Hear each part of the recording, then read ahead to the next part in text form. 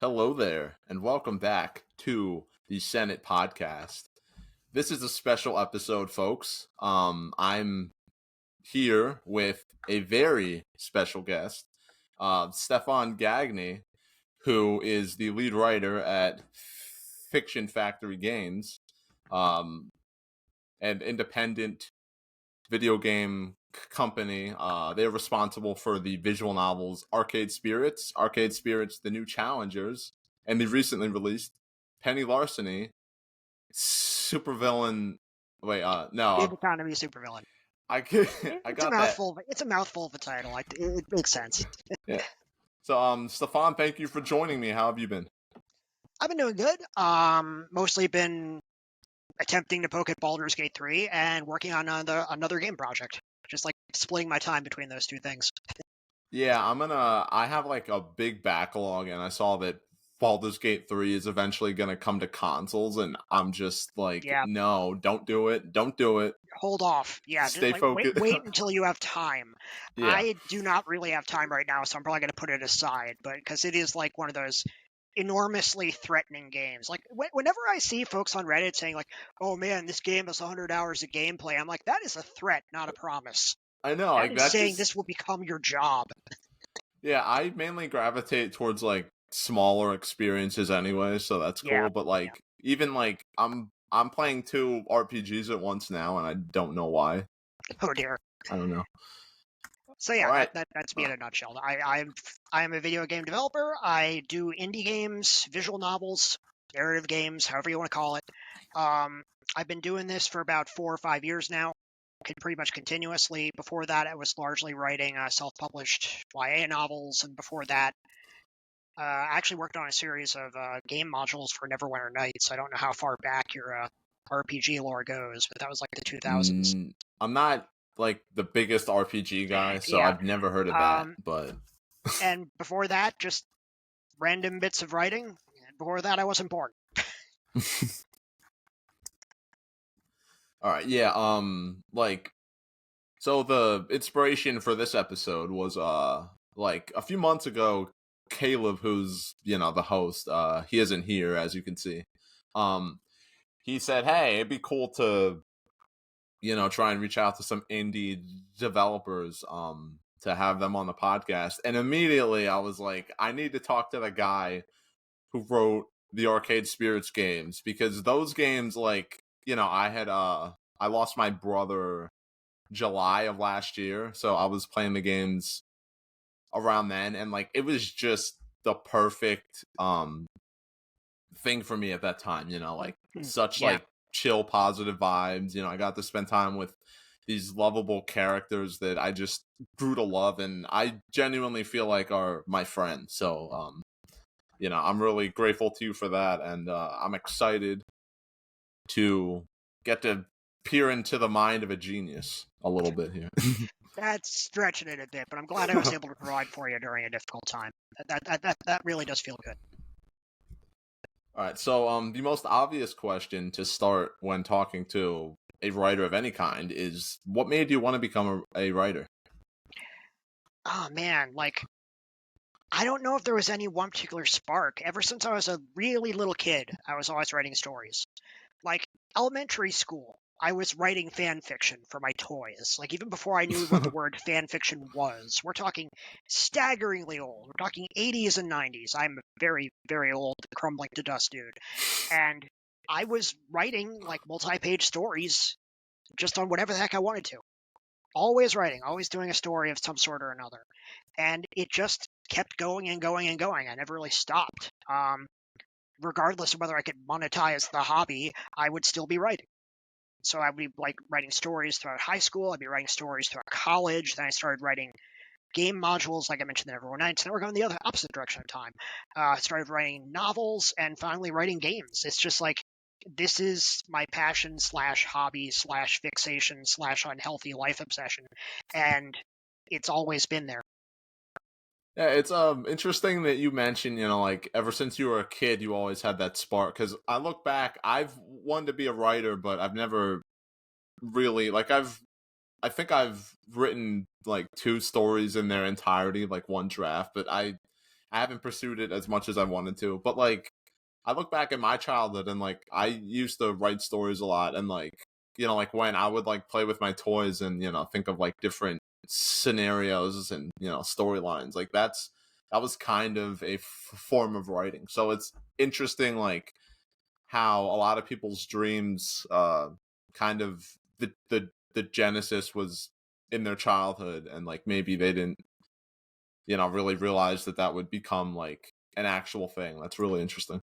Yeah, this is like one of the nice things about the massively deregulated 1980s toy industry, where they had all those tie-in 30-minute basically commercials, is that even though it's like it was very blatantly just trying to get you to buy the toys, it would also provide a story. It would also provide characterizations. It gave you the narrative building blocks to understand, okay, here is the story surrounding these toys that you purchased, like G.I. Joe or Transformers or He-Man or whatever. Yeah. So when you're playing, you're kind of just making the story up in your head, but you're making it up based on the patterns and the established characterizations that you've already seen on TV. And for some of us, we just like took that a step farther. And it's like we didn't just smash the toys together while trying to come up with a reason in our heads. We did that, and then we wrote down the reason. But it's still essentially the same thing. It's still just firing off the imagination in order to craft a narrative out of some basic blocks. So it's hard. It's a pretty good way for kids to like get started on this kind of stuff, I feel. Yeah, definitely. So you wrote stories and stuff when you were a kid. You're writing fan fiction and eventually YA novels. So how did you end up writing visual novels? Like, what were some of the video games that you played when you were younger? Like, were there any specific ones that made you go, I want to do this because I like how these can tell stories and craft these Yeah. worlds and stuff like that? I think the two most influential things on that were one thing from the 80s, which were these really obscure games called info comics. And what this was basically a visual novel in the form of like an 8-bit computer program on a floppy disk. I had mine for the Apple Oh, II, for wow. instance. And it was just simple graphics with like graphics and a text box under it, and it just told the story as you went through. And every now and then there'd be a branching choice. Now, in that format, it was, do you want to follow this character or follow this character as they part ways? And then you see the story from a different perspective, depending on which one you pick. These games were not popular. They made like 3 of them and then shut down the company. But for a That little sucks. kid, I don't know about industry trends. I don't know that this was a doomed enterprise. I just thought this was a really cool format. I thought this was a really cool way to do a story, a really cool way to do a game, and that stuck with me. Now, then there was a long gap. I got older, and I started seeing that this is actually a common format, notably a spot coming out of Japan. Like that's where basically the origin, the format came out of. The idea of having like visuals with characters on the top, text box on the bottom, branching paths, which is the core of a visual novel. And I thought, well, I mean, like I'm a moderately okay programmer, a reasonably good writer, and that's about as far as you can throw it. Therefore, if I want to make a game, a visual novel is actually a pretty good format for me because it leans very heavily into the strengths of being a writer without requiring, like, I have to program, a man floating in space shooting a gun at aliens. I can't do that. That's way beyond the scope of what I was capable of. But Yeah, writing a story and then stringing together some light code to put it all together, that's something I could do. yeah, it's like crazy how like even the most rudimentary video games, like they take forever to program. Like I can't imagine. Yeah, anything that's like action-based where you actually have like a primary gameplay loop and you have objects that move around and you have to deal with physics and you have to deal with collision, even just something simple as like a Nintendo platformer, like a Mario, there's a lot of moving parts. Yeah. And it involves a lot of programming skill, which I did not have up my sleeve. But that's fine because I didn't really want to make an action game. I wanted to make something that was incredibly story-based because that's where my passion lies, in telling stories.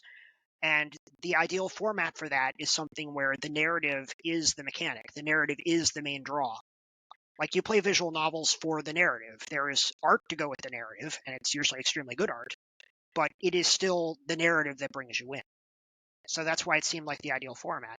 So about 5 years ago, I was attending a panel at PAX that was titled Romance in Games. And one of the people speaking on the panel was Anna Schumann. And we struck up a conversation after the panel, and I got to know her. And I don't know if she suggested it or I suggested it. The story changes either way, like back and forth over time. But we came to the idea of, like, let's do a visual novel together. Because that's something that we could both do within our skill sets. We can hire artists and musicians while we take care of the narrative, and I take care of the code. And that's how the first Arcade Spirits came to be. It was just literally us deciding, let's do it. Let's put our heads together and let's see if we can make this happen. And from there, it just snowballed. That's so cool though, like when you meet other like-minded people and you just find a way to make something. You mentioned those like old like choose your own adventure games. I've seen a little bit like footage from some of those on like those old computers. I want to say one of them was the Commodore 64 or something. Yeah, and it's like those games, like I'm sure like that's a genre that's been around for like a while, but like it's so weird to see that the genesis of it was literally just pure text, and like players had to imagine what the scenario was and what was happening, and now look at how far we've come. It's mind-blowing. Well, the infocomics that I mentioned, which were like one of the first visual novels I ever played back in the 80s, they're so-called infocomics because they come from a company called Infocom. So it's like a wacky name. Infocom was primarily known for absolutely pure text adventure games. Like it describes, okay, here's where you are, you see these objects, here are the exits, what do you want to do? And you literally type like get flask or put towel on hook into the little text box, and then it would respond to your language. You type in natural language, and it would respond in your language and like show how the story unfolds from there. It was never particularly bright about that. It would often like not understand what the hell you're telling it to do unless you used extremely specific wording that you had to kind of guess at. This was very rudimentary, but it was an extremely story-driven game format. And so some of the earliest games I ever played were those text adventures. And then the next step up from there were things like the LucasArts point-and-click games, like The Secret of Monkey Island, or Sam Max Hit the Road, or Day of the Tentacle. These were games which combined story, puzzles, and art, and were primarily driven by characters. And a lot of my game philosophy and my game designs, I draw from those old experiences. For instance, in Arcade Spirits, you notice how everybody talks in a different color. Like they're in the box, they're a different color. That's straight out of the old LucasArts point-and-click games. In those games, they would have the text hovering above the character's head. It wouldn't be in a box. And it would be colored to match the voice that the character is talking. Because this was like, they started making these games, I want to say like 2 or 3 years before voice acting became common. So you would want to see, like, okay, if I can, you see visual shorthand. Like if this character is talking blue and this character is talking in red, you can easily at a glance tell who is talking at any given moment because of the color changes. So, for instance, that's one idea I brought forward into Arcade Spirits. There's a lot of little influences from the past that basically carried their way forward into my own games. Yeah, well, speaking of that, your visual novels, I'm currently playing Penny Larceny. I haven't beaten it yet, but I know the Arcade Spirits games, have a lot of like different like paths and stuff. When you were writing those, did you like have any of those specific paths in mind, or did you just have like the general plot and then as you went along in the production and stuff, like kind of fleshed out some more things as you thought of them? I'd say it was a hybrid, at least for the very first game. For the first game, we were flying a little bit by the seat of our pants. We were kind of like coming up with some of the stuff that was going to appear in later chapters kind of late in the game. I knew the overall structure because I wanted to make sure it was balanced between all 6 characters. So I already knew like the basic structure. The first chapter, we're going to introduce all 6 characters and give you a minor situation to deal with where you have to pick between different characters to solve your problems. Then the next 3 chapters will be focusing on 2 characters each. The idea of like, okay, the second chapter, that's Gavin and Naomi. Third, that's Teo and Ashley. Fourth, that's Queen Bee and Percy. So everybody gets an equal shot. You get an equal split chance between all the characters, depending on who you want to talk to. Then 5th, we'd establish the romance. And then 6th, hand wave, wasn't sure. Still figuring things out. Generally had an idea. Didn't have it in stone. For later games, like especially for New Challengers and Penny Larceny, there was a lot more pre-production planning out of like, okay, here's the overall arc. Here's what you need to have happen in each chapter. Here's the structure. But that first game, we were kind of feeling it out a little. Are you a plotter, a pantser, or some combination of those? Inside out, plot to pants.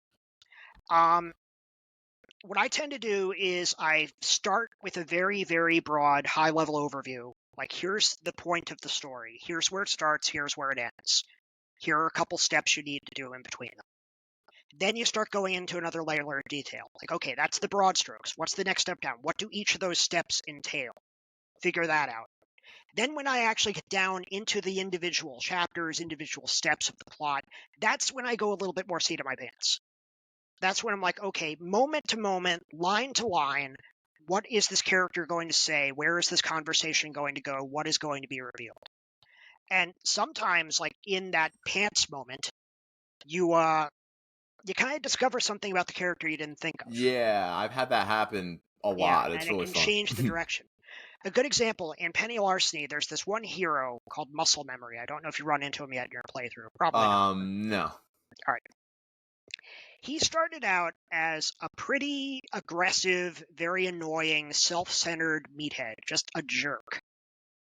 Even like a little racist, like in the "I'm not a racist, but I just raised questions" type, that where they don't think they're racist. Yeah. Then, after I finished writing one of his chapters, I get to another chapter where he pops up, and we're starting in a conversation with that guy. And I'm starting to get a little more sympathetic to him. Like, I'm starting to write in things that I hadn't thought of previously, just on the fly. Like, okay, what motivates him? Why is he doing what he does?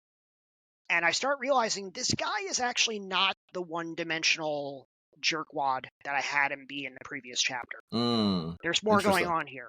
So I went back and I edited the previous chapter so that I could flesh him out a little bit more, make him a little bit more neutral.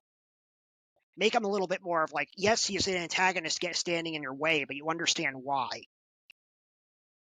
So when you're in the pants moments, when you're discovering who these people are, word to word, sentence to sentence, line to line, paragraph to paragraph, you can often change your mind about them. And then you just go back and you edit what you did before. Just make sure it all clicks together. It's really only a problem if you decide like this character is now so completely different that it upends my entire plan for the plot. But if that happens, you still got to roll with what you found out. You can't just force it. Yeah. One thing that like I've heard people say, how they put it is like they let the characters like kind of have free reign. I think that's a really interesting thing. One of the things that I immediately noticed when I was playing Arcade Spirits, and even more so the New Challengers, which is the second one, is the RPG kind of elements in them, such as the personality system, where you can choose whether you want to respond in a headstrong way, a balanced way, a joking way, compassionate, and the other one basic, where like it's just like kind of like a neutral. Regular.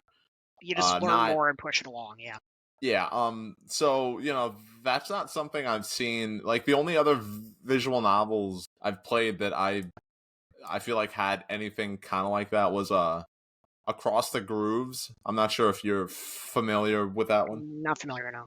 It had something like that, but it was a little more stripped down. And then the Danganronpa visual novels have like, you have certain moments where you can spend time with characters, and if you give them presents they like, you get like closer to them and stuff. So were you ever like a fan of RPGs, or what was the inspiration to include something to make them more than just your run-of-the-mill visual novels?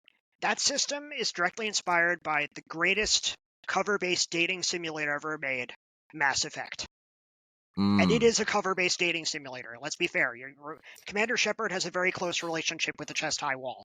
But what was really remarkable is Mass Effect Andromeda, the game that everybody hated, the game that the critics panned, the one that was thrown on the ash heap of history. Yeah. If you play that game, it has a dialogue system extremely similar to Arcade Spirits. Ooh, Everything cool. you say is tagged with a personality type. Like maybe you're professional, maybe you're joking, maybe you're casual, maybe you're inquisitive. And there's a little symbol for each of those things. So you choose not necessarily exactly what you're going to say because, it's a dialogue wheel. You can't put the entire line of dialogue on the dialogue wheel. But Yeah. you pick the tone. And that tone builds who your character is and how people react to you. So no matter what else people say about Andromeda, I think that was a pretty cool system. And I wanted to do something similar for my own game. I wanted to give it like a mechanical layer to it that went beyond just earning relationship points, which is the standard RPG mechanic for visual novels. I wanted to give it that, of course, because that's a nice quantitative way to figure out where you stand with characters. But I also wanted to add in this personality building system. It adds a little bit of strategy. It adds a little bit of tactical overview to what you do. And it also kind of acts like a personality quiz. Like, those quizzes you read on the back of a supermarket checkout rack magazine, which is what was directly cited in the game, where it says, like, what kind of a person are you? Oh, Fill yeah. out this quiz and find out. Well, if you play Arcade Spirits, by the end of the game, you're going to know what kind of person you are, because if you literally just pick what's in your heart, how you would react in any given situation, it'll tell you pretty readily what kind of a person you are. Now, we will say that we did screw up in one regard, which is the balance. In the first game, you can pretty much never go wrong hitting the little green heart. You can never go wrong picking kindly. Nobody ever reacts badly to kindly. It's always the right thing to say in any given moment. It'll always win you points if there's a point on offer. So players kind of twig to that when they're playing the game. And we're just like, if I see the green heart, I'm picking the green heart. And that's great, but that's like throwing 66% of the writing out the window, because there's 3 options every time it pops up, and only one of them is the heart. So for new challengers, we tried to balance it out more. There are characters in that game where the heart will not do much of anything for them. The Yeah, heart I is not did going to do a heck definitely of a notice lot for that. Zapper, for instance. Yeah. Yeah. So we wanted to have a situation in New Challengers where the characters were much more balanced across the different traits. Some of them enjoy some traits more than others. It's not always 100% consistent. It depends on situation to situation. But you have more leeway to go a little farther afield than just being the nicest, nice, friendly, nice person ever nice to friendly Yeah. in that game.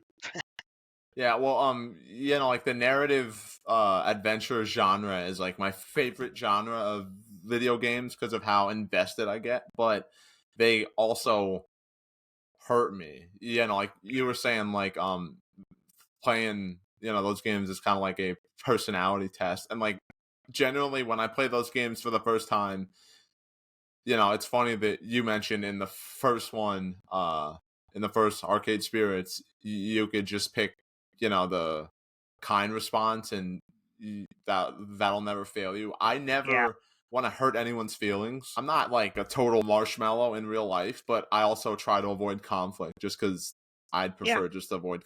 And It's then, understandable. A lot of people approach narrative games that way.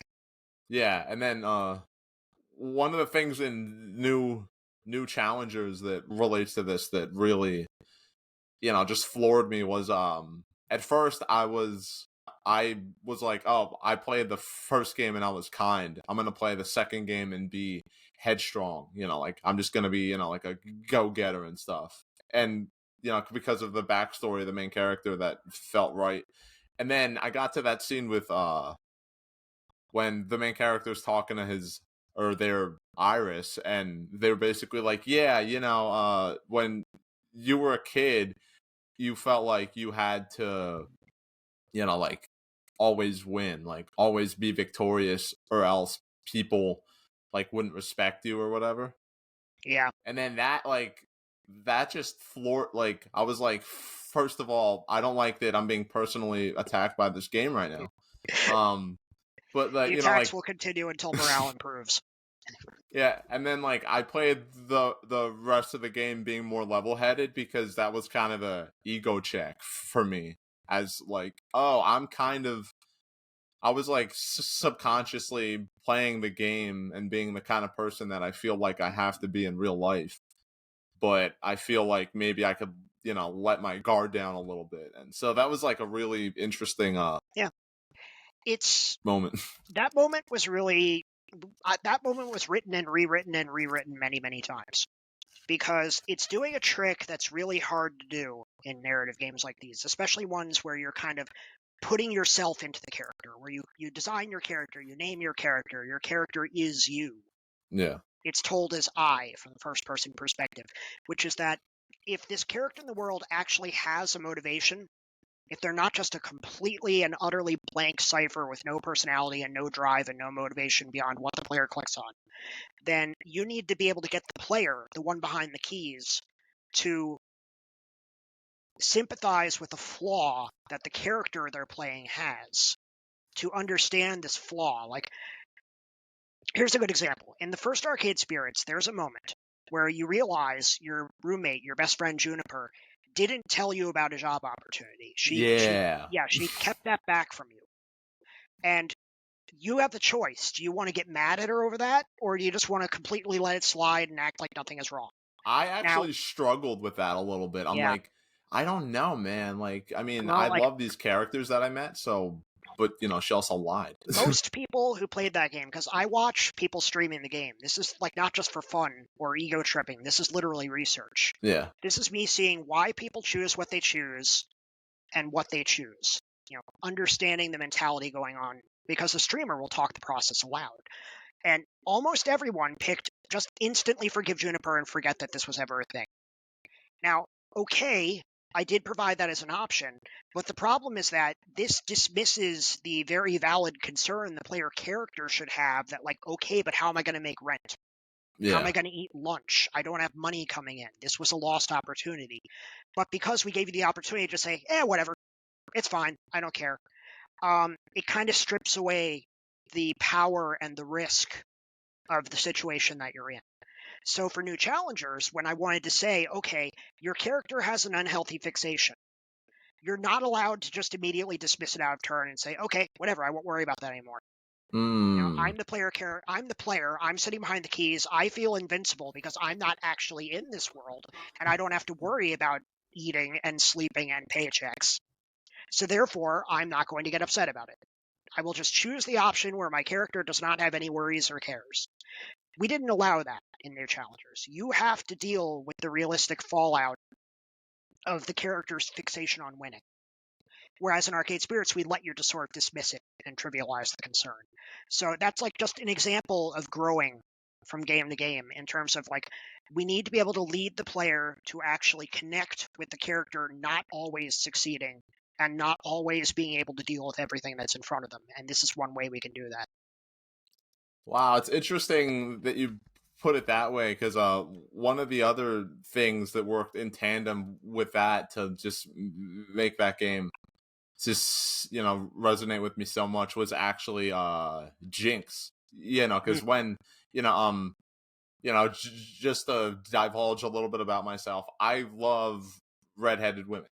So when I met Zapper, I was like, oh, I'm obviously gonna be with her because she's my type. Like and Yeah. then like as I got to know Jinx more and stuff, I started to get attached to her. But I've always like had this thing of like, would I be able to be with somebody who had like a disability or something like that? And I always would just think, I don't think I'd be strong enough to handle that because that's like Mhm. a really big sacrifice and stuff, and it's not convenient exactly. So but then I chose to be with Jinx, and it's like like forming that relationship with her in tandem with that moment we talked about kind of helped me like be more level-headed in real life about certain things and like Yeah. maybe realize oh, I think I can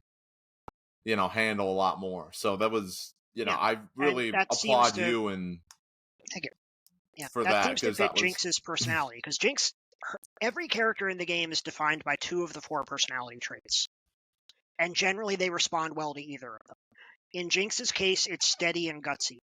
They're kind of opposite things, but when you think about Jinx, it clicks because Jinx knows when to play cool, and Jinx knows when to get angry. Yeah. Jinx knows when to take a firm stand and when to just sort of back off and think something through. So the fact that you started moving away from being hot-headed and towards being level-headed, and you ended up going with Jinx instead of Zapper, that's a little arc right there. Yeah. Jinx was very important to me because Jinx is disability representation, which I've not been able to do in a story to date. I mean, I am physically disabled. I have dwarfism, I have mobility issues, I have basically a lot of the same things Jinx has going on. It's a different condition. I don't have her syringomyelia. What I did was I actually worked with a disability consultant. I said, listen, I need a disability that I can draw from my own life experience for, which have like similar complications and similar considerations. But I need it so that they can stand upright. Like they can't be sitting in a wheelchair or sitting on a scooter because there's this text box at the bottom of the screen. And if the character can't rise above that text box physically Oh yeah. and match the eye line of all the other characters who are looking across the screen at her, then that's going to cause some, user interface problems. So it's like a technical issue that was solved by going with a different disability. But it was important to me to get some genuine disability representation going in there. And Jinx has actually been a little controversial. There have been some disabled Really? folks who feel that she's a bad representation of disability, or like Huh. it's I an wonder why. ableist representation of disability. I'm telling people, this is literally my life that I wrote down here. If it's ableist, it's only because that's the world around her. Like if she's constantly bringing up her disability, it's only because she keeps getting put into situations where she has to consider it, and she actually resents that fact. But people are entitled to their own views on these things, and disability is absolutely not a one-size-fits-all. Every disability is different. Everybody's needs are different. Everybody's views on disability are different. Like the terminology they want to use, the way they interface it with reality, the way they think things should be handled. Everybody has a different take. So I understand criticism, and I'm good with that.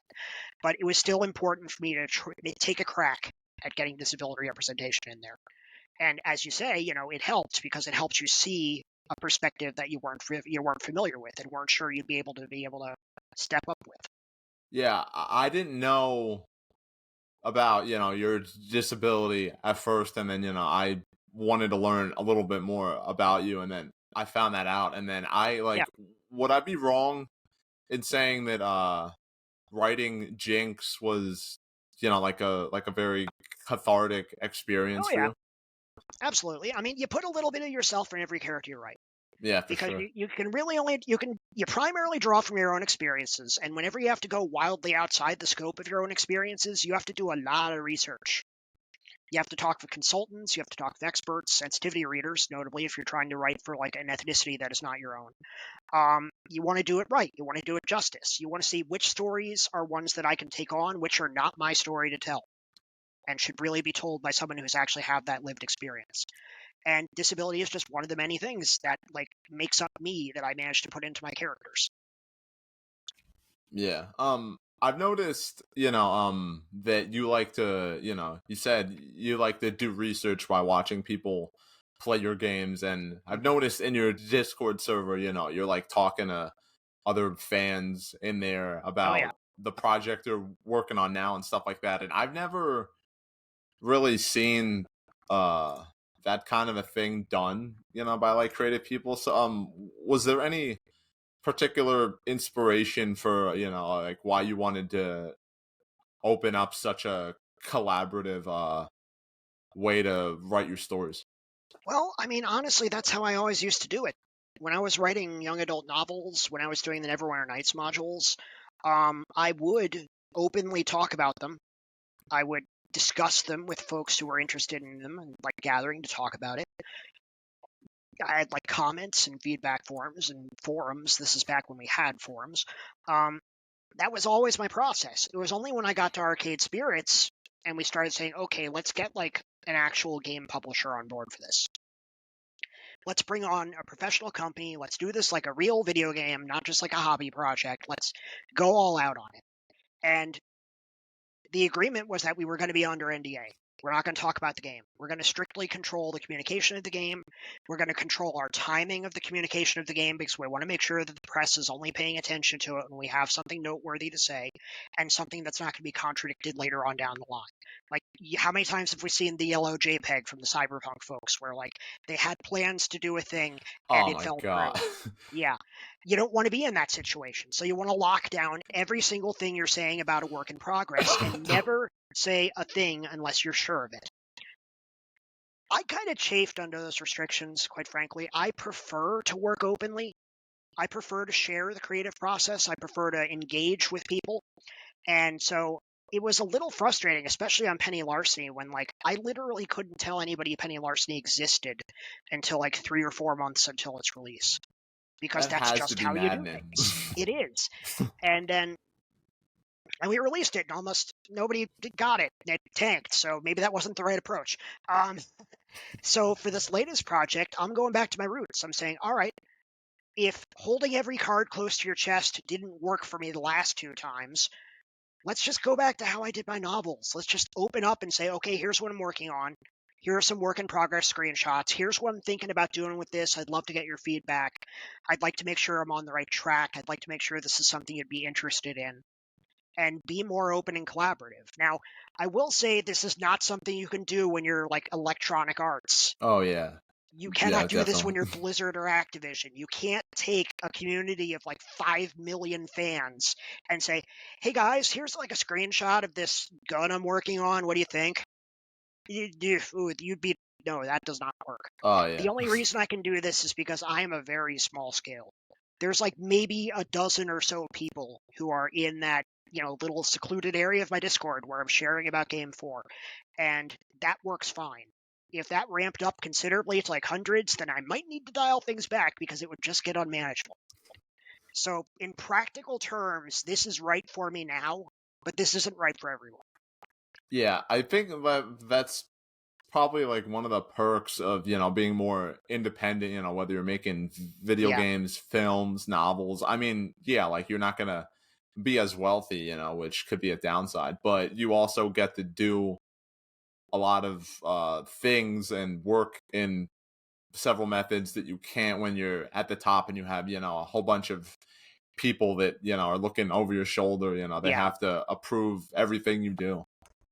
Yeah, it's like in that structure that does make sense. Like I'm not going to slam it as this is a terrible way to make games, just hold everything back. No, in those giant AAA structures or even AA or whatever you want to put it, you can't swing that. But at the size I am, and the fact that this is not the way I'm earning my living, I have a day job, and Ah, that is how I make this work. Because the games themselves, only one of them is profitable, and that's the first Arcade Spirits. The other two, so this is something that I can just do because I want to do it, not because I need to absolutely perfectly optimize the way I'm doing game development in order to put food on the table. what's your regular job, if you don't mind me asking? I do just basic web management for a government agency. It's nothing Oh, exciting. wow. It's boring, it's frustrating, but it pays the bills and it gets me insurance, and that's really what I need out of it. Yeah, if you were just working on video games and stuff, Oh, I'd you be dead. probably, oh yeah, yeah, which There'd be a bleached white skeleton here on the webcam if I had to yeah. rely entirely on the video games. I'm gonna swing back to, class inequality in a bit when we talk about penny larceny. But Oh yeah. yeah, speaking of, collaboration in your work, are you involved in any other aspects of your games besides the scenario and story? Yeah, basically, if there's a hat I can wear, I'll wear it. If I can do user interfaces, if I can do some of the backgrounds, graphics, visual effects, if I can do the coding, I will do it because my labor is effectively free. It's not really. I mean, when you look at it at the high level, I'm spending all my time and energy on this thing, but it's one less thing that I need to contract out if I can do it myself. And honestly, I like the challenge. Like for this latest game project I'm doing, I thought, okay, what can I do on a smaller budget than the previous games while still have it look good? And I thought of all these different visual effects tricks and these different ways of presenting the game that I could largely do myself that would still look good and would be kind of a challenge and be an interesting thing to take on for fun. And so, yeah, if there's an aspect of the game I can do myself, I'll do it myself, but I know my limits. Like, I'm not going to try to do music for the game. I'm not going Uh, to try to draw characters. It would look horrible. It would sound like crap. yeah, the music in the Arcade Spirits games is Mm, just immaculate. Like, did you communicate with the composer and like listen to like yeah. some of the stuff that he made Yeah, at all? when we did the original Arcade Spirits, we put out an open call for music. We said we wanted music in like a synthwave or a vaporwave genre. Like we knew the tone we wanted. And we got like 50 different people sending us stuff. And I was like, no, this guy isn't actually in our genre. No, this person isn't really doing what we want. This person costs $452,000. We do not have this.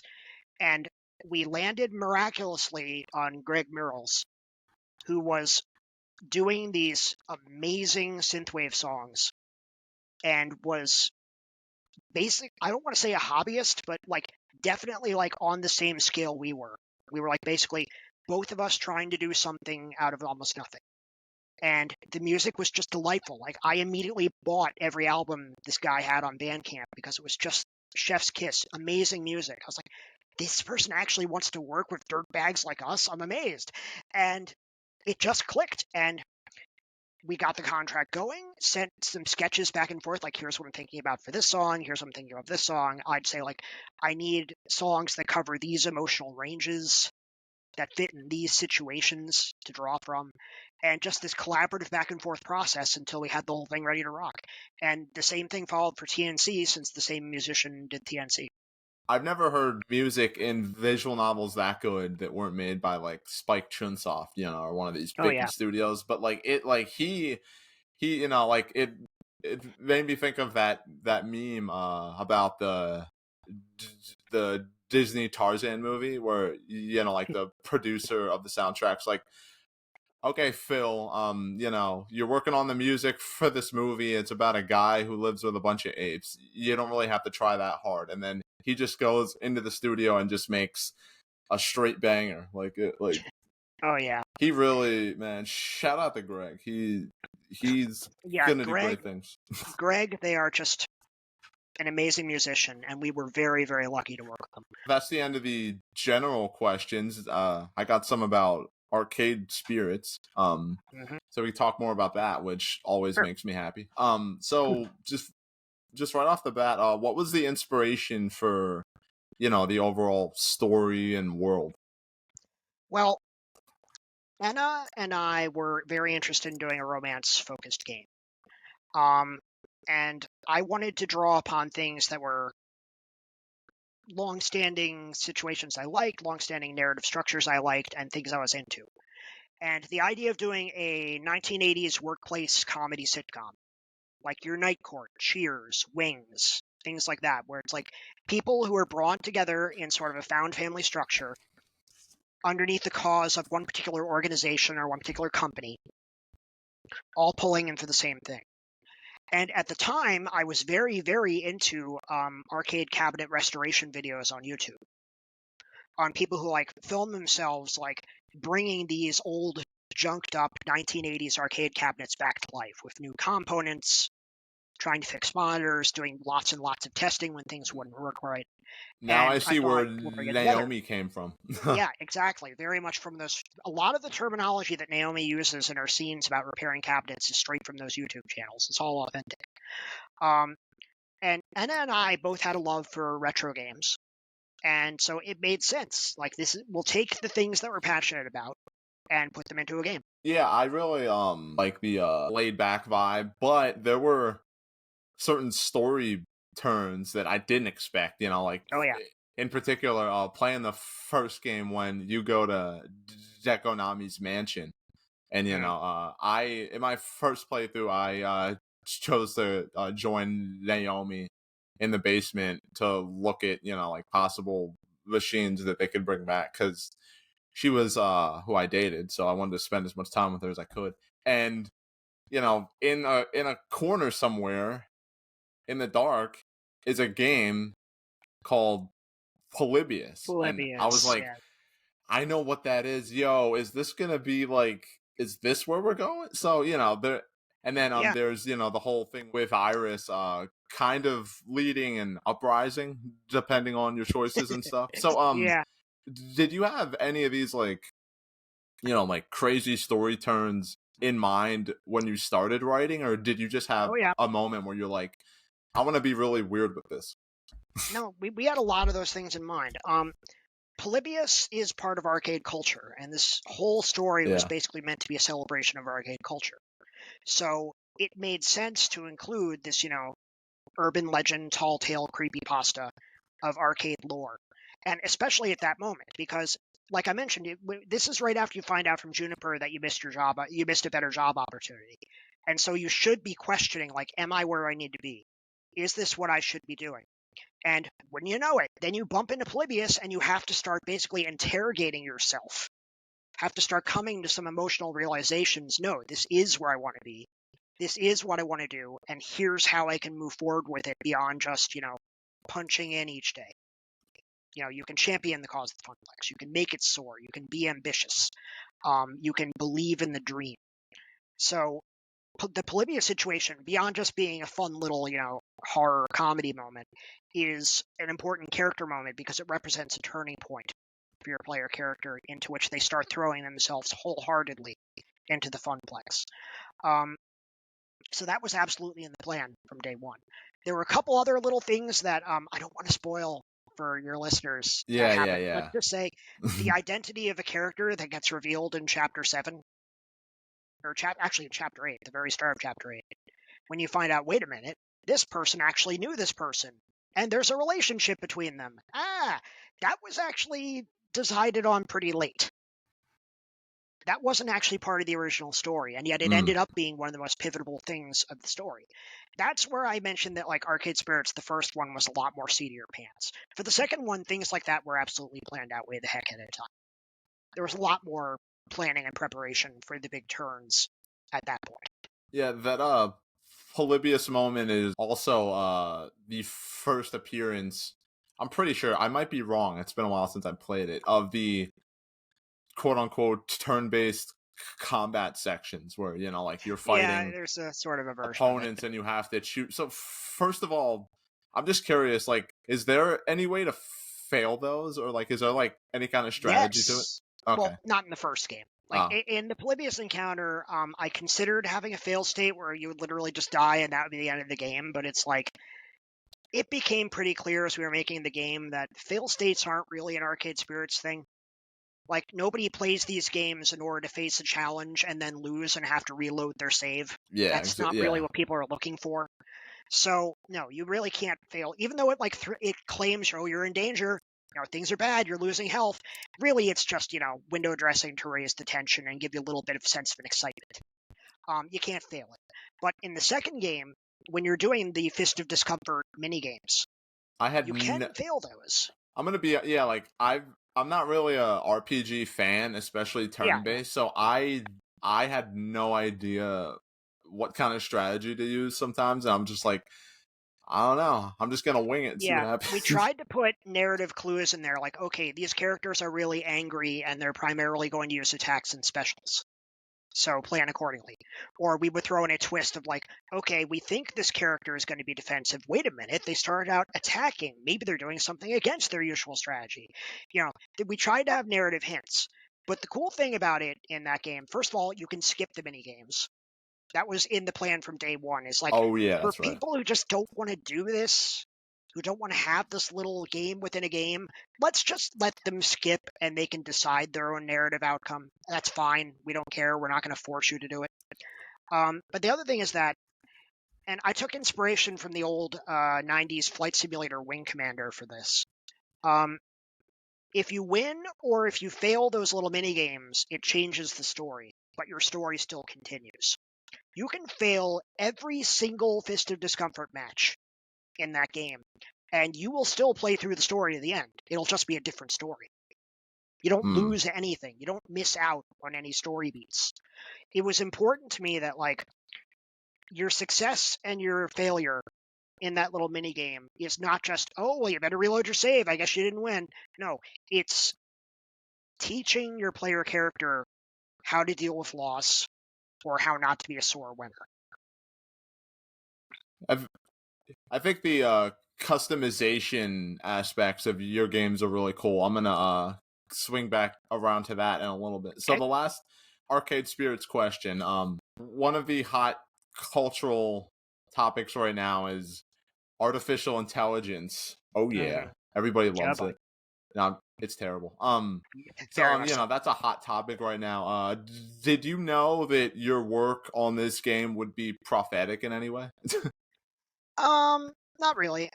Iris is more of an AI in the tradition of 1980s cyberpunk books, like William Gibson and Bruce Sterling's work. Mm. Iris is a character who's like kind of an innocent. Iris didn't ask to be this singularity apocalypse in the making. She was born into this world pretty much against her consent by a major corporation and told, be powerful, be useful, be helpful. And she's doing her best with that mandate. So I see that more in terms of the dangers of humanity being a little too fast and loose with AI in the name of profit at the expense of the AI itself. Like as if the AI is a character who should have a say in how it's being used. And I didn't want to present just your standard, I will destroy mankind Yeah. because they're evil. No, this is a character like I don't want to destroy mankind, and I'm very uncomfortable with what I'm being asked to do. I thought that was an interesting approach that I hadn't seen in too many stories, so I wanted to take it on.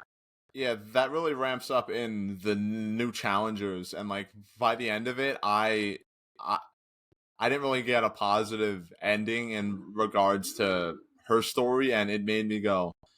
Uh-oh. I felt like I just like raised a kid to like be evil. I was like, oh Oh, my, what yeah. have I done? Well, it's like you could view it as evil, or you could just view it as you gave Iris a little too much Yeah. confidence.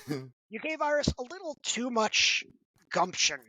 Um, And I like that. I like that. Like, there's unintended consequences because Iris is listening to you and patterning her behavior off of your own. So when you tell her, I would like you to break the law, I'd like you to hack this guy, I'd like you to do this thing that violates someone's privacy, I'd like you to stand up and do whatever you want, then Iris takes those lessons to heart, and that's reflected in your ending. Yeah, that was a really great way to frame it and make her surprisingly a pretty good character. Mm, Okay, moving on to Penny Larceny, your yes. latest project. What inspired you to, because the Arcade Spirits games, there's some like wacky sci-fi, but it's pretty grounded, and then Penny Larceny is about superheroes and villains, very fantastical. What made you want to write that kind of a story?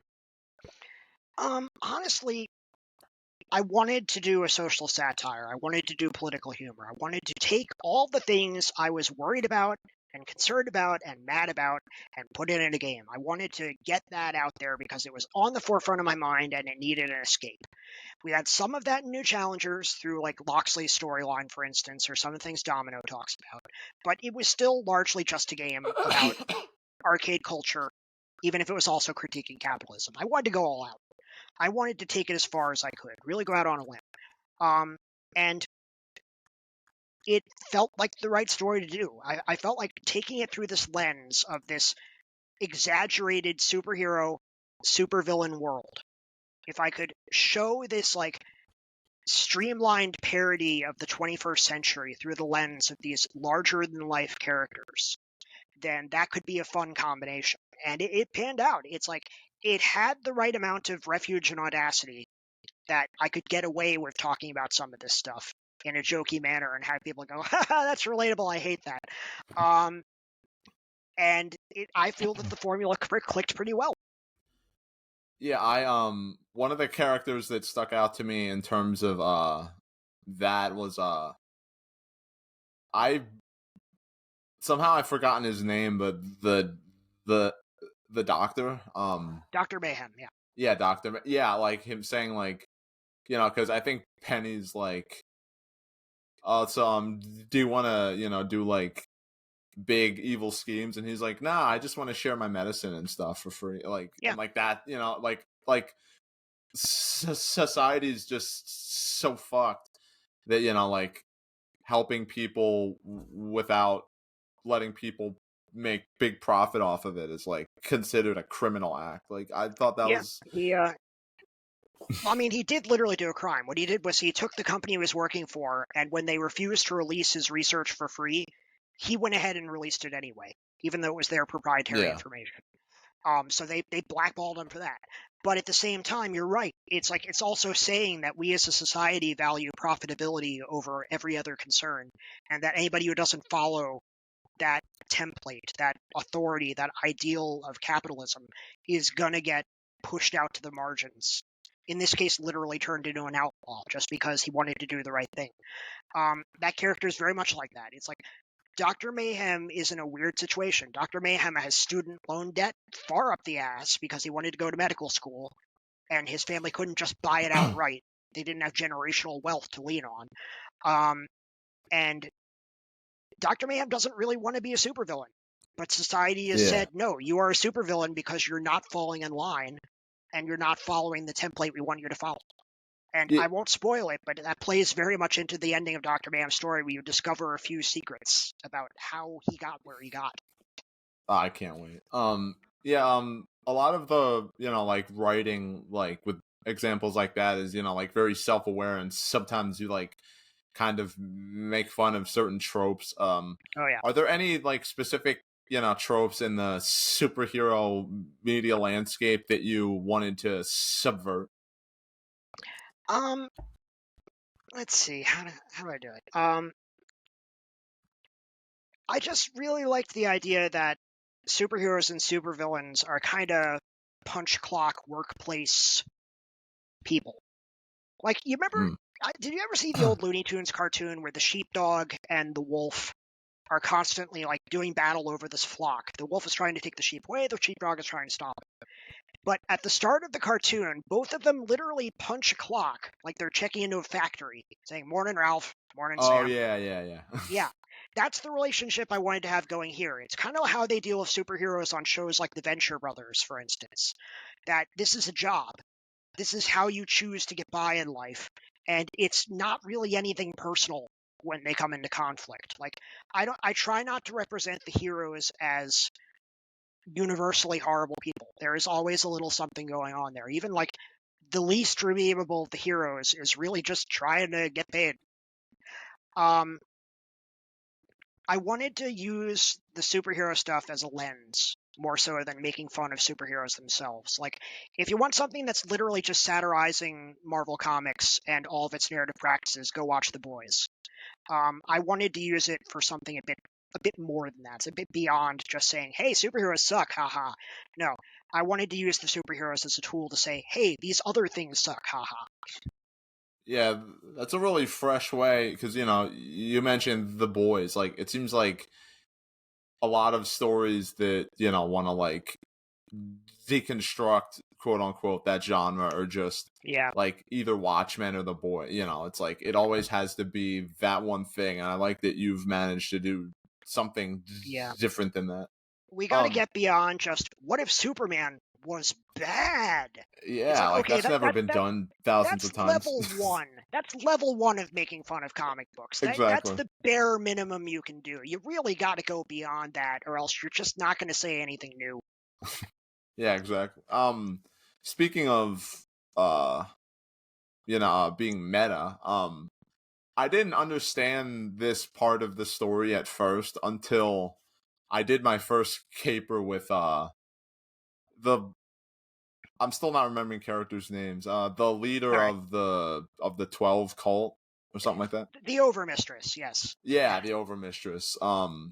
No spoilers, but she's awakened a side of me that I didn't know I had. It's a whole thing. So I'm having fun with that. Oh yeah. But when one of her cronies, or whatever you want to say, was speaking to, I don't want to ruin it, but speaking to the character but not the character. Oh yeah. Yeah. That So I'm curious, like, what was the inspiration for that? Because that was really that's a really brilliant thing, and I'm really curious to see where Oh that yeah. goes. Well, I always had in the back pocket, what if we had a unreliable narrator in a visual novel? What if we had a character that we couldn't exactly trust everything they say is literally what's happening? But when I really saw it come to fruition was when I played this weird little indie novel on Steam, and it was called Milk Outside of a Bag of Milk. I've In heard this of that. game, you are playing pretty much a voice in the head of the main character who will talk back and forth with you. Ooh, cool. And there is like influence in both directions. Like, this character is trying to convince you of certain things. You're trying to convince the character of certain things. You're acting either as a guardian angel or encouraging them deeper. It's very much a story about mental illness. And I loved the idea that there is no protagonist. There is no player character. The player is the player character, and the player is you. You, sitting at the keys, you are you, and Penny is someone else. So your influence on this world is very indirect, and it's very, very much a dialogue between you and Penny. That idea was really interesting to me, and it was interesting because, like, otherwise, if you're literally just being Penny, it could get a little monotonous on capers where Penny's Yeah. just by herself and just thinking to herself. It's like, this character isn't interacting with anyone. How do we keep the scene interesting? There's only one person. There is no dialogue. There is no back and forth. Well, if the player character is a character, then there's always at least two people involved in every scene, isn't there? There's Penny and there's you. So it was an interesting idea to me, and as I started doing the tutorial caper, which is the first thing I took on, as a proof of concept to make sure this whole idea could work, it allowed for a lot of these little good moments where, like, Penny might disagree with you, or Penny might Yeah, have I've a had different that perspective. happen. Yeah, I found it interesting that it was not the power fantasy of you are this person in this world. No, you are advising this person in this world. That's your role. Yeah, that's gonna, because I said that I get immersed in these kind of games. So with this element, I know that's just gonna be um a lot more in depth. So I'm gonna blame you for my next existential crisis. Thanks a lot. You're welcome. No, so the role playing elements in this game seem more expansive, with like being able to choose what jobs you want to do and what order, who you want to hang out with. The rating system, which I've only gotten one positive rating so far. It's adds like another layer of strategy. So Yeah, was the writing process for this game compared to Arcade Spirits, um how much more challenging was it with, these expanded elements and very, routes? very challenging because it's so nonlinear. You could do any caper in any order, and if there was something you did in one caper which affects something that happens in another caper, you got to take that into account. Even if it's just a quick little mention of Penny saying, "Hey, this is familiar. I remember when this happened before." There were so many little, like, timeline continuity things that we had to look out for in the testing.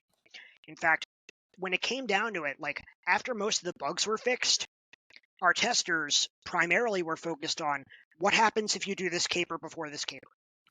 Does it make sense? Does everything flow? Does Penny seem to remember events correctly? There was a lot of little moments that had to be tweaked or altered or have some additional text added in order to reflect the fact that every playthrough of this game is wildly unique. Where you go, who you talk to, what you say, what you do, who are you working for, what jobs are you doing. All these things are in your control, and the text has to respond accordingly. So yeah, it was staggeringly complicated. It is really only manageable because it's all compartmentalized, because each caper is kind of its own story onto itself. They Yeah. can affect each other a little bit, but generally, like, when I was doing releases to my testers, I would say, okay, for this release, we now have this caper and this caper added, and the others were blank. And I just went caper by caper, filling them in into the grand structure, into the overall framework of the story. So the framework came first, and then it was down to individual capers that could fill out that framework. One other way that makes Penny Larceny different from the Arcade Spirits is the maturity level. of Mhm. certain things, whether it's the romance or the language used. Was there any specific reason that you chose to make this more of an adult story than your past ones? Yeah, it felt appropriate for the like seedy criminal atmosphere that we go a little bit harder on the edgy content, as it were. But also because one thing I felt that we kind of dropped the ball on in the first two games was the asexual playthrough route, the friendship playthrough route. We have support in both games for it. I am Ace Arrow myself, so I wanted to make sure, okay, can we have a playthrough of this visual novel where you don't have to romance anyone? Like, I know almost every visual novel on the face of the earth which has a romance element, you are kind of required to romance someone if you want to get story content. Yeah, Let's have that not be the case. And I think in the first game, we kind of gave lip service to it, but we were largely just taking the Juniper romance and changing the wording a little. Meh. Like, if you wanted to see Naomi's story through to the end, you had to romance her. There was no option to be friends with Naomi and see her story through. And that was the same way with New Challengers. Now, in New Challengers, we tried to expand it a little. If you go with the friendship path in New Challengers, you'll get some unique scenes, not that aren't just like a copy paste of someone else's. But again, you can't say like, I want to see Loxley's story through to the end. Do I have to romance Loxley? Yes, you do. So for this game, I was like, we can do better. I designed this game from the ground up so that you could see every single story path through to the end with or without romance. You could end up romancing Dr. Mayhem. You could just be Mayhem's best friend. Either way, you don't lose any content. You don't miss any scenes. Nothing is taken away from you. It's equivalent. And I thought, well, let's keep something in mind here. Ace and Aero are two different concepts. yeah. They're often intertwined, I actually but they didn't are know about different. that until a while ago. That it Yeah, was more specific than I thought it was. honestly, I didn't either. Like, I only really understood myself as Ace Aero, like, I want to say 5 or 6 years ago, and I am freaking old. This is something that was never taught to me when I was a teenager or even when I was like a 20 something. I didn't even know this was a thing. I didn't know it existed. And then when I found out about it, I was like, wait a minute. Oh, okay, now this makes sense why I am what I am. Um, and I went on a podcast about ace representation in gaming. And there was somebody there who was Aero, but not ace. And this is somebody who enjoyed, casual sex and just didn't feel the emotional connection that others did. And I thought, Hmm. can I support that in a game? Can I make Ace and Aero an independent thing where you can be one or the other or both or neither? And well, if you're going to do that, then you're going to need sexual content in the game in order to justify the existence of that toggle, aren't you? Yeah. So True. instead of a wink and a nod, since Arcade Spirits was trying to be T for teen, I thought, well, let's just put some in. It won't be graphic. It won't be, repulsive. It'll just be like winky PG-13 jokes. It won't be anything particularly horrible. It'll just be fun. It'll add a little bit of spice, and that's it. And even then, it'll be optional. In the same way you can turn off swearing. I wanted to make it so that everybody could approach this game and be comfortable, regardless of what they were comfortable with. So you can turn on or off romance, turn on or off sex, turn on or off swearing. You can even skip past some scenes that are just a little bit too uncomfortable for you. I wanted to make sure this was a game everybody could play and would not neuter the experience for everyone just to make sure that it covered all the bases. I wanted something that you could approach on whatever level you want. Yeah, I think that's really cool because a lot of stories. I mean, I think it works for some that are intended to come across a certain way, but it's very much like you have to, take whatever they give you. But I've never seen, especially in visual novels, like such a deep level of like, you don't like this, you don't have to do it. You don't like Yeah, this, you don't have to do it. I think that's really interesting. Um, consent is important, and that counts on many, many levels. It's like, I want to absolutely. make sure that the player is consenting to the experience they're going to get. I'm not going to throw something at them that they're not ready for.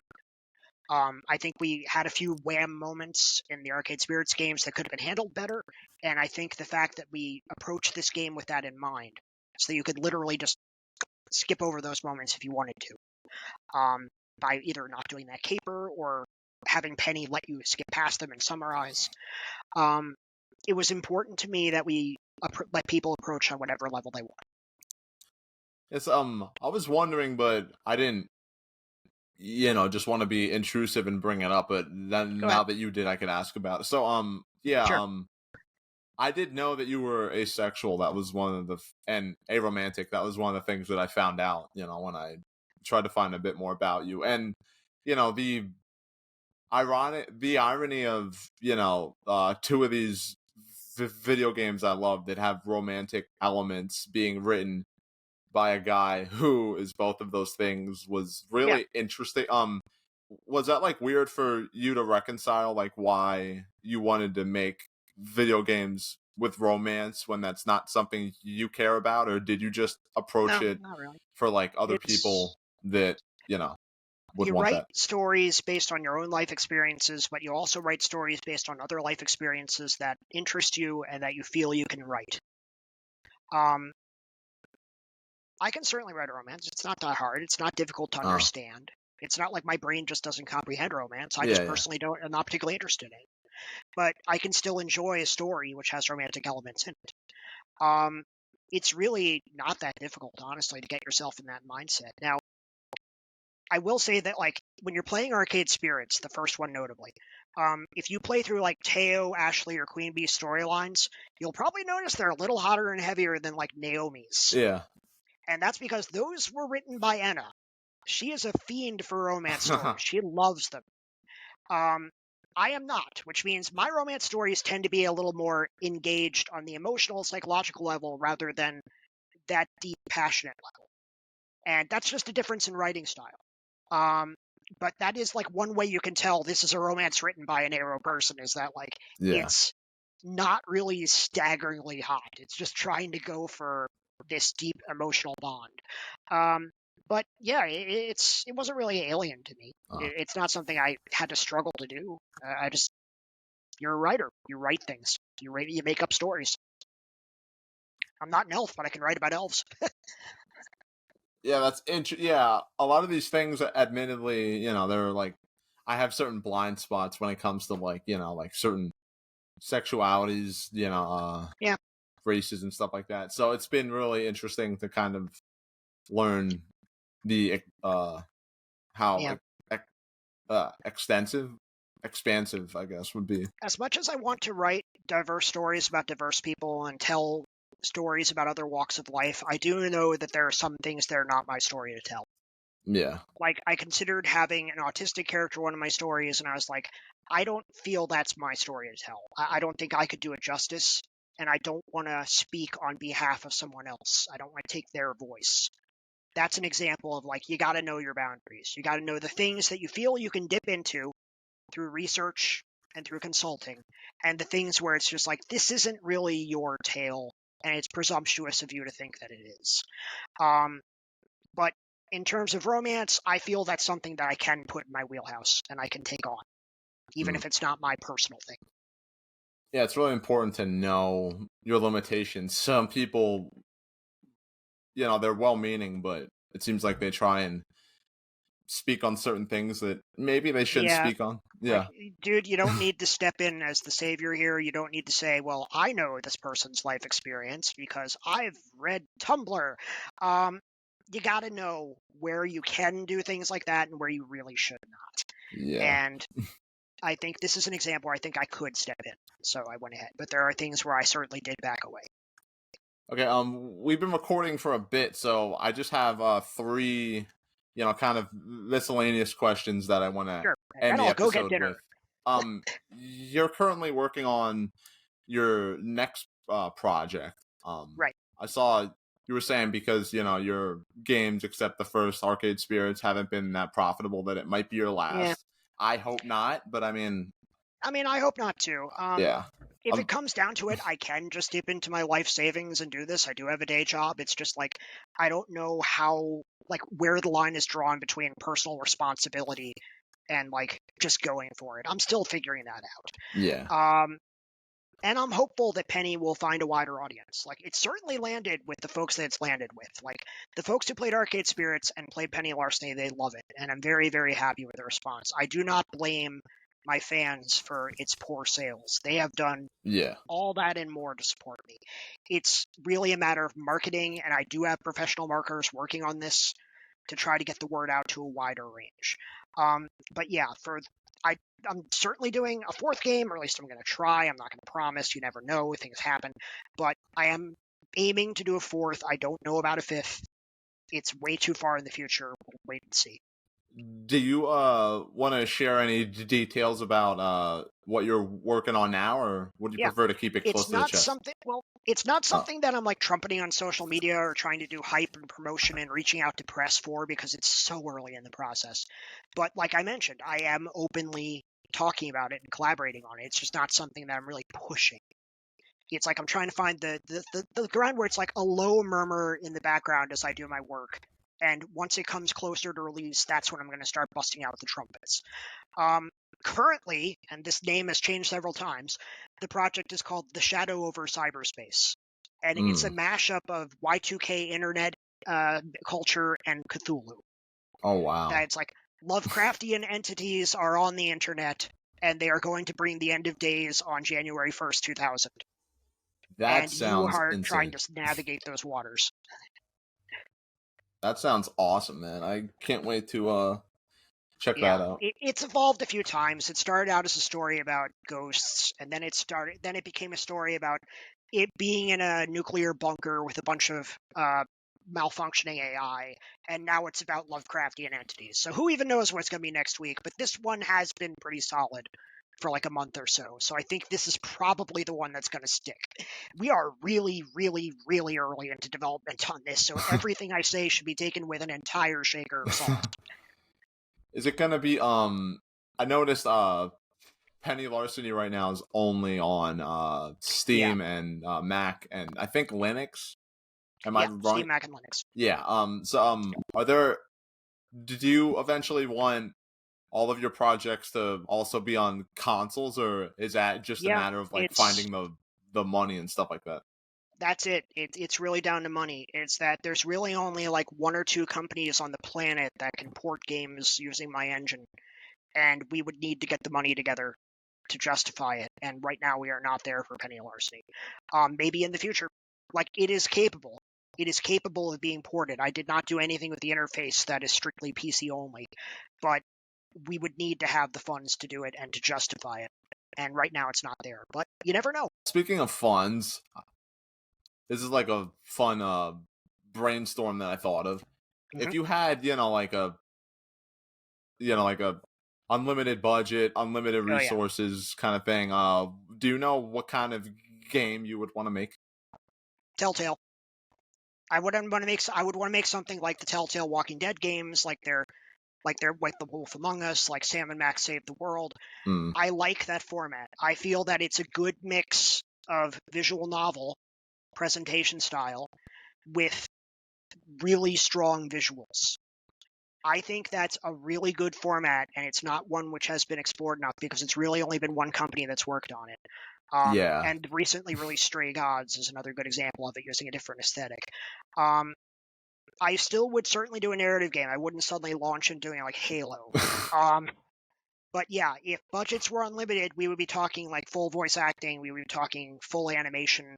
It would be a much more cinematic presentation, but it would still be the same concept of getting through a story, making decisions, playing a role, and seeing the consequences.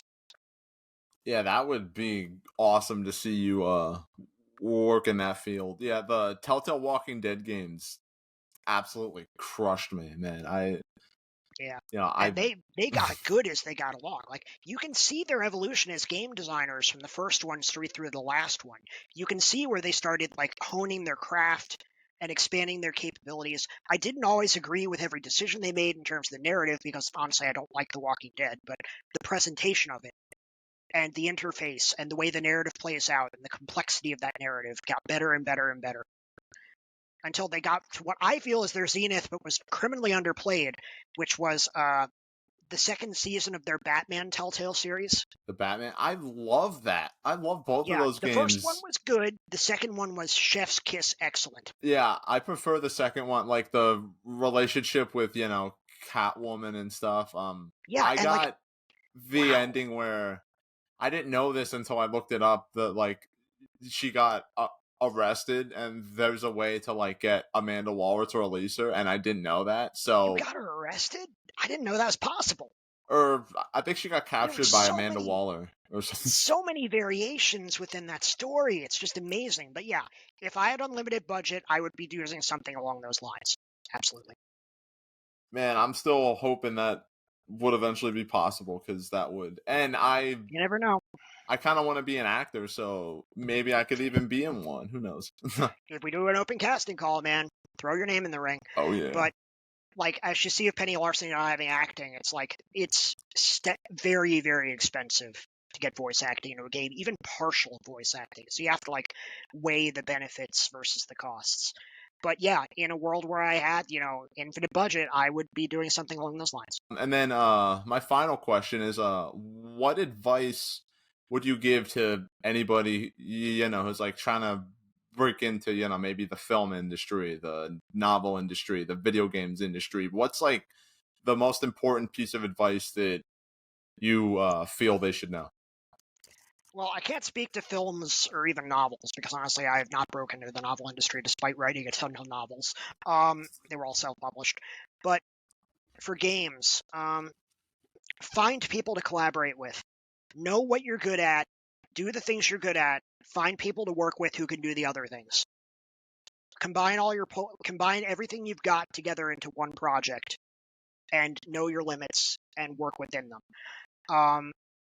But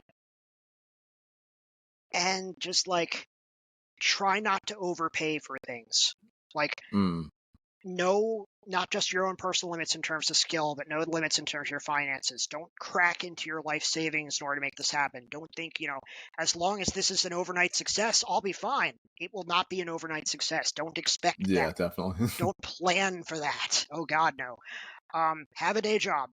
Don't make this the only thing that's going to make you live or die. Just try to work within your limits creatively. If there's a thing you can't do, think, well, what can I write? What kind of story can I write? What kind of game can I make that works within the limits of what I can do? That's what I'm doing right now with my current project. I'm thinking, like, if I want to work within a smaller budget than Arcade Spirits and Penny Larceny, how can I do that and still have it be interesting and find creative, interesting workarounds rather than say, well, I guess can't do this. I don't have the money. You can always find a way, even if it's not going to be exactly what you had originally envisioned. And if you play your cards right, you can come up with something that's cool, and the players who play it are not going to care that it costs less. Well, I think your games are a great testament to how you can do a lot with a little. And speaking of films, I don't know if you're familiar with the filmmaker Robert Rodriguez. Yeah. Yeah. Oh, yeah. He's very much a proponent of that Oh school. yeah. Just frickin' do it. His first movie, Ed Mariachi, was made for like $7,500. He Yeah. did, like the editing, cinematography stuff himself, and like, dude, it like straight up looks better than a lot of big budget movies, and it's like, I've seen El Mariachi. It's a great movie, and he worked creatively within the limits he had. He used tools like editing in order to cover the gaps and created something great out of it. yeah, that's always inspiring for sure. So that's the end of my outline. Is there anything I didn't bring up that you wanted to talk about at all? Not really. I'm really, really thankful for all the support that I've had over the years for these games. I'm thankful for every new player who walks in curious about what we're doing. These are games for everyone. They're very LGBT friendly, but the straights are welcome too. We're trying to make an experience that anybody can approach and enjoy. And I think if you play the demos, like if you're on the fence, you're like, I don't play visual novels. That's not my genre. I don't like visual novels. Grab the free demos for Arcade Spirits, Penny Larceny, things like that. Give them a spin. We find a lot of people will go, oh, okay, yeah, I can get into this. It's like there is a preconception of what a visual novel is. We try to break that. It's not that we're saying we're better than all the visual novels. No, we're just saying we're trying to build something everyone can approach regardless of whether or not they're familiar with the genre. And we think you'll be pleasantly surprised. And if you don't like it, that's fine. Different strokes for different folks. I can attest to that. I played Arcade Spirits on a whim, you know. I had just gotten my Switch not that long ago. I was just looking for visual novels because I think that's like the best way to play them is on a handheld console. And like, Oh yeah. I just saw this like, oh, these people working in arcade and there's romance. Well, I love arcades. Okay, whatever. I'll wait for a sale. I'll check it out. And then I started it one night when I got home from work, and I was like, okay, whatever. Let's like my expectations were Oh yeah. non-existent, and then I like played a little bit of it, and I was like, I looked at the clock and I had to go to bed. I was like, damn it, I want to keep playing. Whoops. Like, it just, Yeah. I didn't think it would grab me that much. You never know. So yeah, if you're listening to this right now and you have no idea what the hell we're talking about, go grab a free demo on Steam or itch and just give it a spin. You might like it. Stefan, it's been an absolute pleasure. Thank you for gracing me with your presence and your time. I don't know how much of a grace it is, but you're welcome. I will link all of your social medias in the descriptions on every platform. So many socials. We are on YouTube, Spotify, Audible, Apple Podcasts. If there's anything I'm missing, Caleb will write it in the description because he's the one who does all that stuff. All right. So thank you for listening to this episode. Go check out these games, please. If you don't, you have no class. I'm just kidding. I still love you. Thanks for listening. I will see you in the next one. Peace. Be gay, do crime.